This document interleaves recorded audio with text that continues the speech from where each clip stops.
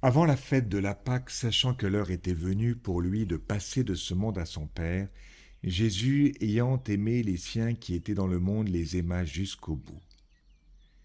Nous sommes dans ce jour, jeudi saint, où la manifestation de l'amour pour chacun de nous est au maximum. Le Créateur est au pied de sa créature. Et cet amour maximum n'est pas dans une réponse à une demande de l'homme. L'homme, les disciples n'ont rien demandé, ils n'exigent rien du Christ, mais c'est lui qui va prendre les devants au milieu d'un repas, en s'offrant, en s'immolant et en donnant sa vie sous forme de la matière, d'une nourriture. Ceci est mon corps, ceci est mon sang. C'est lui qui précède toute demande et qui offre sa vie avant toute demande de la part de l'homme. Vous savez, il y a deux manières de donner notre vie. La première est de répondre aux appels des hommes. On me demande un service, ou mon enfant, par son cri, me dit un besoin, et je vais répondre à ce besoin. La seconde manière est de précéder la demande, c'est-à-dire d'aller sur un chemin, le chemin des hommes, et de voir de quoi ils ont besoin, et de répondre à ce besoin. Tu as pensé à moi, tu es venu à mon secours. Et c'est exactement ce que disait saint Éphrène quand il disait « Au cours du repas, Jésus s'est immolé lui-même, et sur la croix, c'est par les autres qu'il fut immolé. » C'est lui-même qui, d'abord, au cours du repas, s'est immolé lui-même. Ma vie, nul ne la prend, c'est moi qui la donne. Jésus ne subit pas, au contraire, il choisit. S'il fait ce geste du lavement des pieds au milieu du repas, c'est que c'est un geste qui n'était pas nécessaire, parce que nécessaire, ça aurait été au début du repas. Donc c'est une parabole, un signe, comme un prophète qui, par les gestes, dit quelque chose de son cœur. Et donc c'est lui-même, forcé par personne, qui fait ce geste, qui symbolise en fait la croix, le mystère d'abaissement, le mystère de don de la part du Fils. Et je pense au testament de frère Christian de Chergé, assassiné en 96, qui a été béatifié.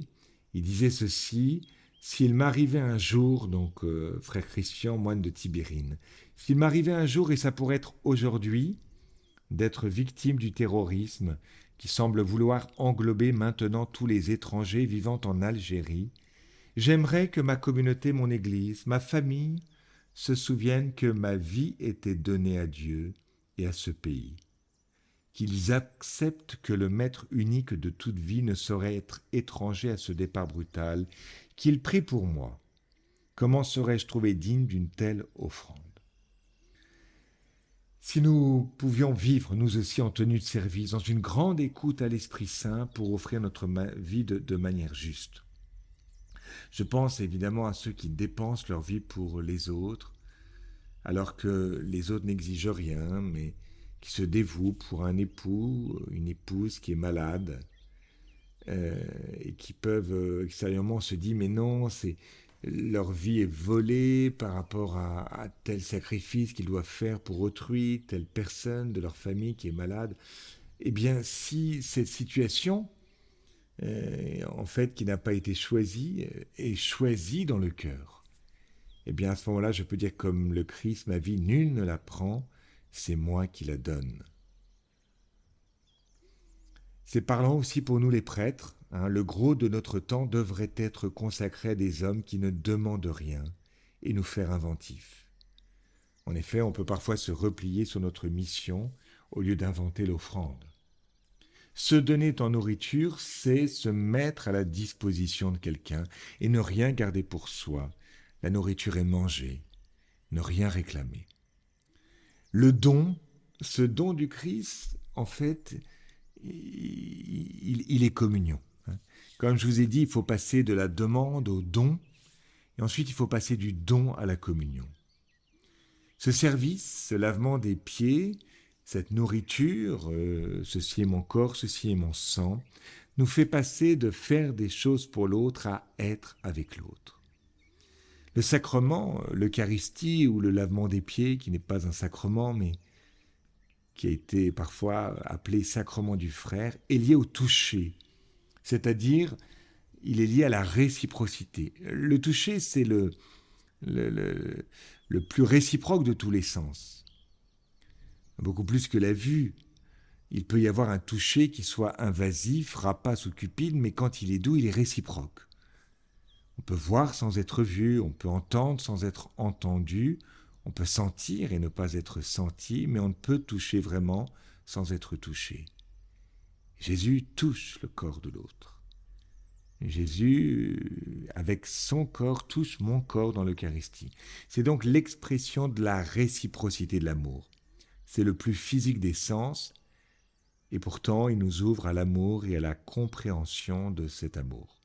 Le Christ est un mendiant d'amour.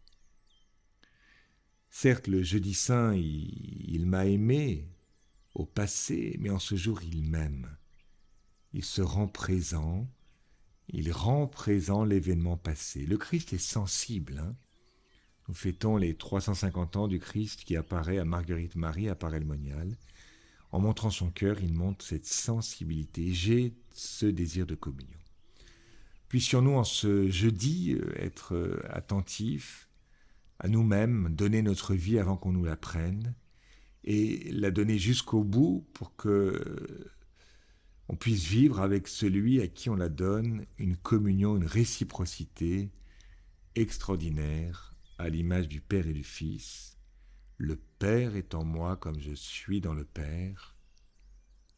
Nul ne prend ma vie, c'est moi qui la donne.